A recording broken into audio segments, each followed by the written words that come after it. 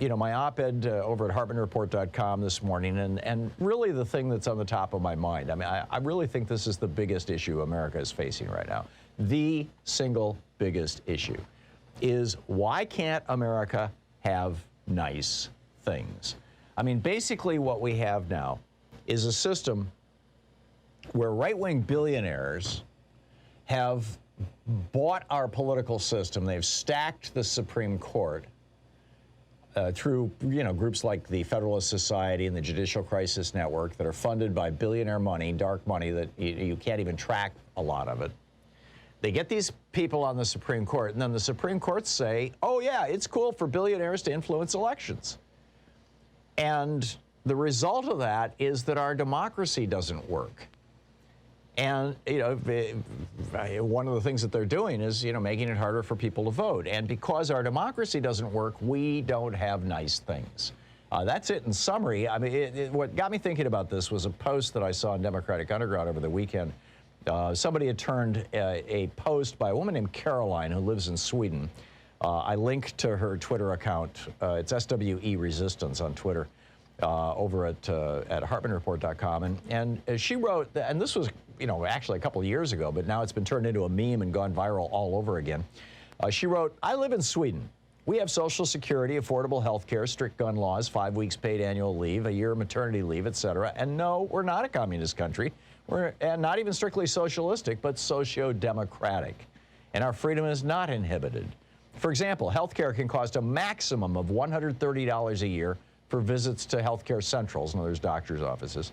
Hospital nights cost $12 a night with a $175 ceiling per month, and prescription drugs have a yearly ceiling of $250.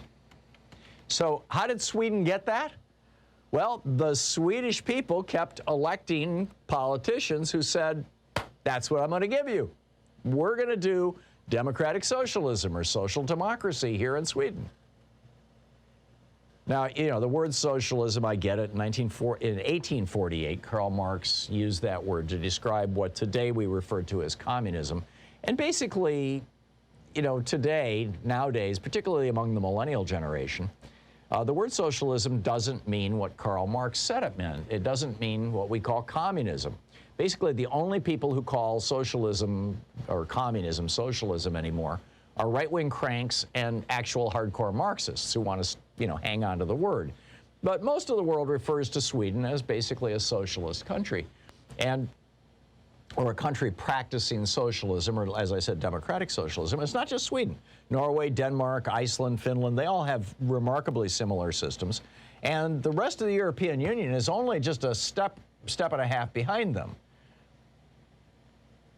Nobody in any of these countries in the European Union will ever go bankrupt because somebody in their family got sick. Yet over 1.5 million Americans go bankrupt, families go bankrupt every year because somebody in their family got sick.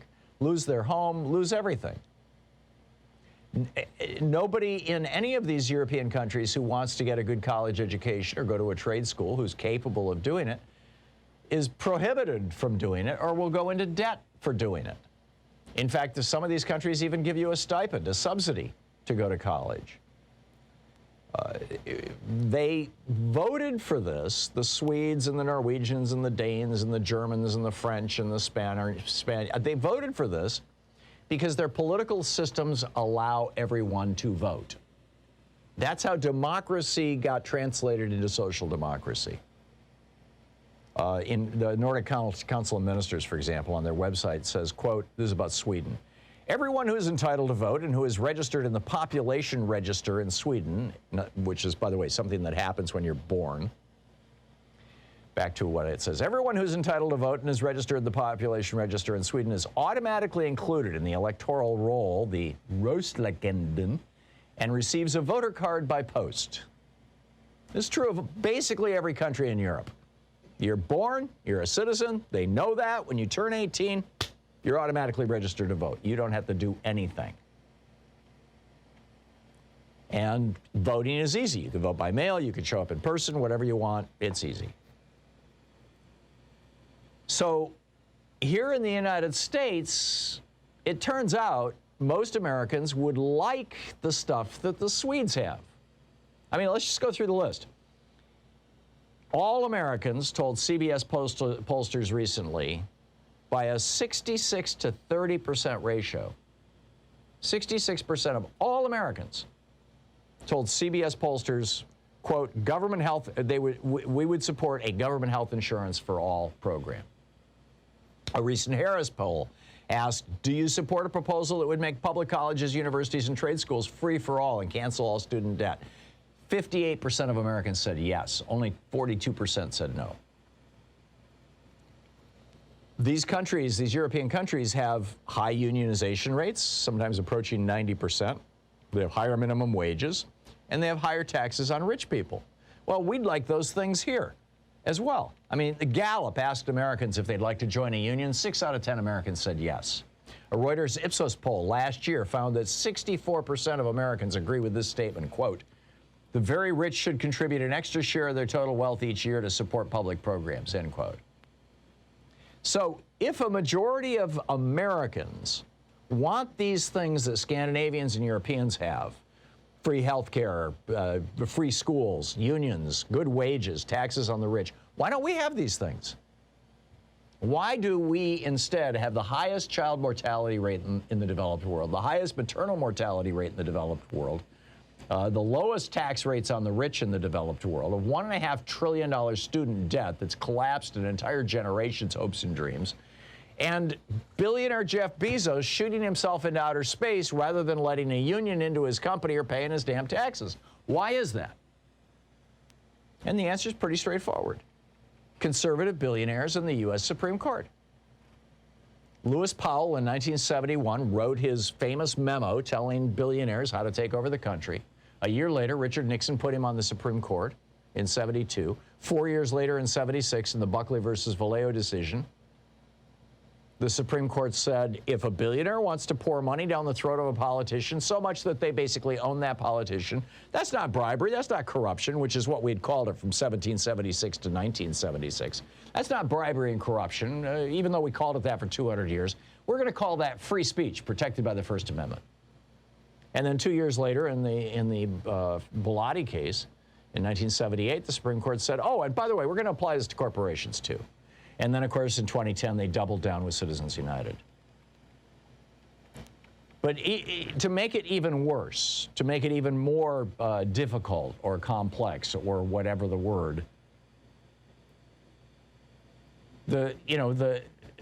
we've created this Byzantine voting system that is just, I mean, absolutely over the top. Actually, I'm going to play this clip of Jimmy Carter talking about this too, Sean. I have a feeling my volume is going to be way too high. Let me turn it down a little. And let's see here. This is me talking to Jimmy Carter just a couple of years ago. Politics. It seems a violation of principles of democracy. In the minute or so we have left, your thoughts on that? This is about Citizens United. The essence of what made America a great country in its political system.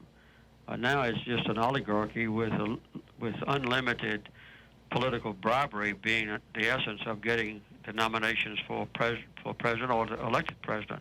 And the same thing applies to governors and U.S. senators and Congress members. So now we've just seen a complete subversion of our political system as a payoff to major contributors who want and expect and sometimes get favors for themselves after the election's over. So there you go. President Jimmy Carter, right, who has lived through it all, who remembers before the Supreme Court legalized political bribery and then has seen the consequences of political bribery. So how do we keep this stuff in law? How is it that the government, doesn't change? Why is it that our legislators, well, because we keep electing these, corporate shills, the entire Republican Party, a few in the Democratic Party, who are saying, oh, we need to keep the filibuster so Republicans can block stuff.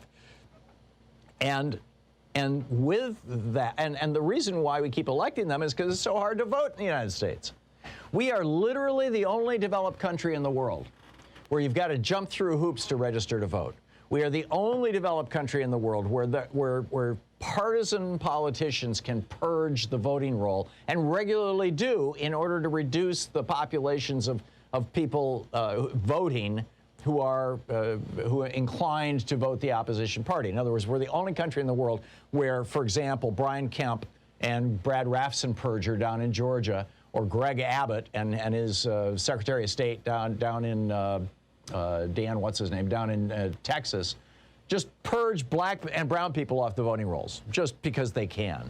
We're the only country in the world where the Supreme Court says you can do that. And as a result, we don't have the politicians that reflect the desires of the majority of Americans, and we don't have policies that give what the majority of Americans want. Now, there is a piece of legislation, the For the People Act, that actually radically diminishes the power of dark money in politics. And that's the reason why, Freedom Works and all these other right-wing groups that are funded by right-wing billionaires are fighting it tooth and nail. And the so-called problem solvers caucus, and these guys, they're all like, oh no, we can't have that. We shouldn't, we need to keep the filibuster, et cetera. We got a big lift to do here. And when these politicians come back from the 4th of July holiday next week, it is my hope that there will be some forward motion on getting rid of the filibuster, because that's the thing that is preventing this from becoming law.